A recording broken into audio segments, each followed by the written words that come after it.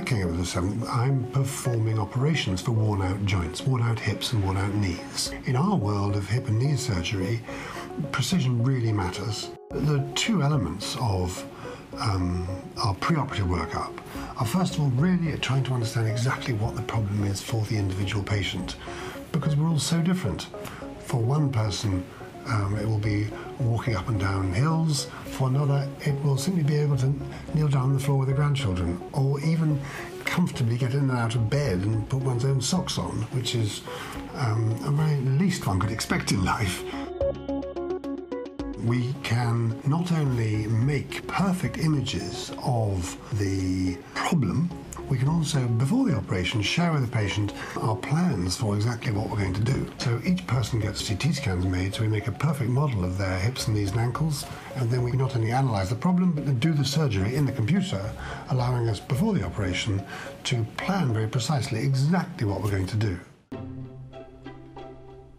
Really excitingly, what we find with some of the procedures available today is that not only can we meet people's aspirations, but those aspirations change. So typically someone might come saying, I can't walk the dogs, I've had to give up playing golf, and then when we see them for their follow-up, when they've completely recovered from surgery, they'll say, I'm having a bit of trouble on the tennis court.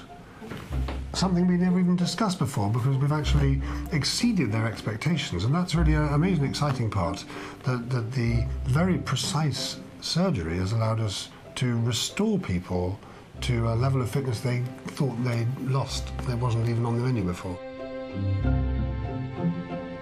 Once we're in the operating theatre, there are a number of different technologies available to allow us to achieve what we need to achieve.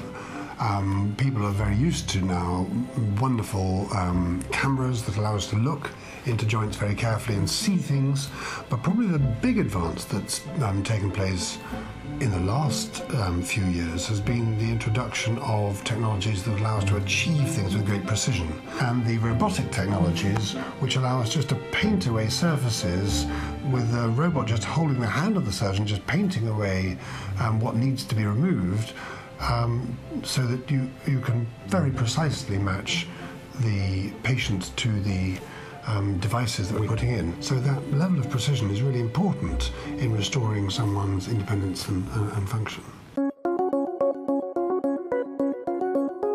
Following surgery, patients will typically be getting out of bed the following day, and with the physiotherapists, regaining their independence, and getting back their strength, getting back their confidence, getting back their balance. And that takes place both in their bedroom, on the corridors, and of course in the gym, and importantly in the hydrotherapy pool. And the quality of nursing care there is really excellent. Probably the most important thing in people who are unwell and recovering from surgery is their acute care, and the care they receive back on the ward is as good as anything you'll find anywhere in the world. So people come back to King Edward VII, send their friends there because they know they're safe there, and a lot of that safety is down to the nursing care, of course.